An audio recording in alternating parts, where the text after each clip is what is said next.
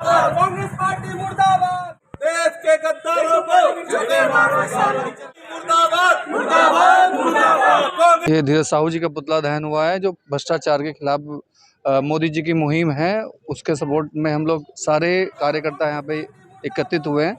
उसी को लेके यहाँ पे पुतला दहन किया गया है।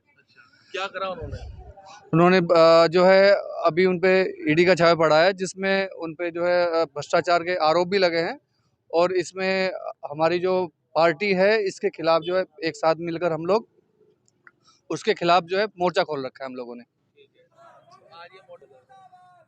आज जो है हम लोग सारे कार्यकर्ता आए हैं यहाँ पे, नंदा जी साथ में हमारे, इनके साथ हम लोगों ने मिलके कार्यक्रम रखा हुआ है। मंडल से मैं उपाध्यक्ष हूँ और आज का जो है हमारा कार्यक्रम है मंडल सुभाष नगर शक्ति केंद्र शक्ति विहार कॉलोनी पार्ली गुज्जर प्रथम में है। और यह जो आज का हमारा एक विरोध एक हमने अपना जताया है, ये भ्रष्टाचार के खिलाफ हमने एक विरोध अपना दर्ज किया है।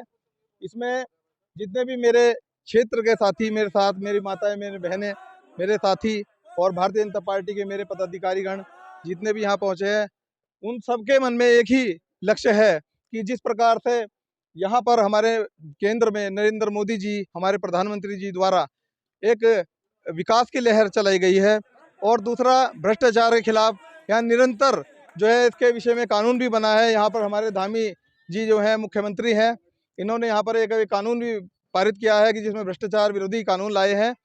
और लेकिन क्या है कि जहाँ पर कांग्रेस की सरकार है, वहाँ जैसे कि अभी झारखंड में धीरज साहू जो है वहाँ के राज्यसभा सांसद हैं, तो उनके पास में अनगिनत एक ऐसा कहिए कि काला धन जो उनके पास में बरामद हुआ है, जो कि ईडी की छापेमारी में सामने आया है, जिसकी गिनती लगभग 7 दिनों से लगातार चल रही है। और न जाने 2-3 मशीनें भी पैसे गिनते गिनते खराब हो गई हैं, ऐसे न्यूज़ के द्वारा हमें जानकारी मिल रही है। तो मैं आपके न्यूज़ के माध्यम से ये बताना चाहूँगा कि इस तरीके की कालाबाजारी जो कांग्रेस करती आ रही है, और वहाँ झारखंड में ही नहीं बल्कि हमारा जो क्षेत्र है फुरकान, यहाँ कलियर विधानसभा हमारी पड़ती है, उसके विधायक हैं, उनके द्वारा यहाँ क्षेत्र में पार्ली गुज्जर क्षेत्र में यहाँ बिल्कुल भी कोई भी विकास कार्य में बिल्कुल कोई प्रोग्रेस नहीं हो रही है।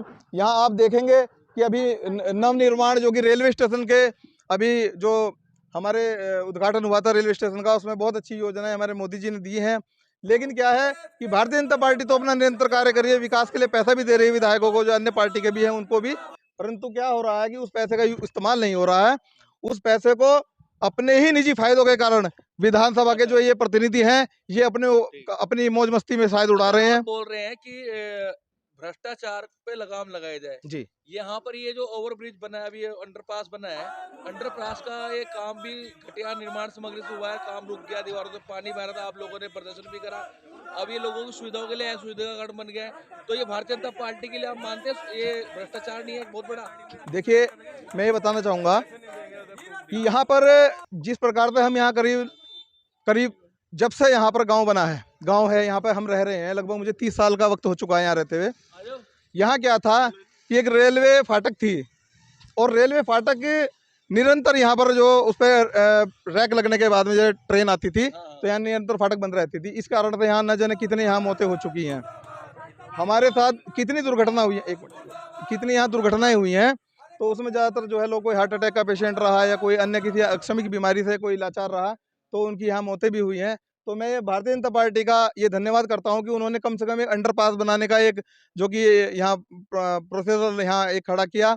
और चूँकि मैं ये बताना चाहूँगा कि यहाँ अभी अंडरपास का कार्य अभी बीच में ही था, अधूरा ही था, क्योंकि इसके ऊपर अंडरपास तो बन गया, लेकिन जो ऊपर कच्ची मिट्टी थी उसके ऊपर भी लाइन भी बिछनी थी, और बिछने के बाद में ऊपर जो मजबूत एक टाइल लगनी थी, वो कार्य अधूरा था। इसी बीच में बरसात का मौसम आ गया, और इस बार अत्यधिक वर्षा होने के कारण यहाँ पर जो पानी की भराव की जो असुविधा रही है, तो उसमें क्या था, जमीन में से पानी निकल रहा है, और उसके चोआ, क्योंकि नहर का किनारा हमारे बहुत नज़दीक है, तो उसकी वजह से यहाँ ज़मीन का जो वाटर लेवल है वो ऊपर आ गया था। तो उसमें अब वाटर लेवल घटने के कारण घट गया है, तो अब जो उसमें कार्य करा जाएगा।